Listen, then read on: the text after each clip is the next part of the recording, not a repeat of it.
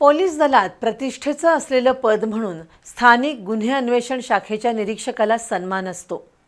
या शाखेतून मुदतीपूर्वीच बदली झाल्यानं पोलीस निरीक्षक रवींद्र कळमकर यांनी मॅटमध्ये धाव घेतली। त्यानंतर मॅटनं 5 निरीक्षकांची समिती नेमून LCBच्या नूतन पोलीस निरीक्षकांची निवड करण्याचा आदेश दिलाय। त्यानुसार ही समिती आपला अहवाल कोल्हापूर परिक्षेत्राचे पोलीस महानिरीक्षक सुनील फुलारी यांच्याकडे सादर करणार आहेत। त्यानंतर कोल्हापुरात LCBचे प्रमुख कोण हे निश्चित होईल।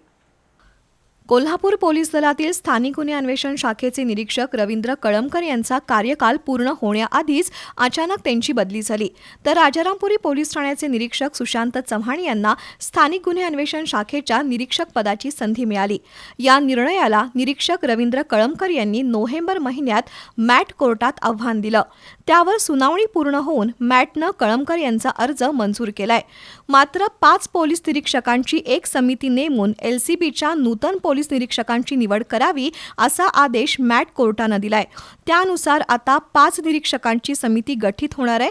ही समिती रवींद्र कळमकर आणि सुशांत चव्हाण या दोन्ही पोलीस निरीक्षकांच्या कामकाजाचा आढावा घेईल।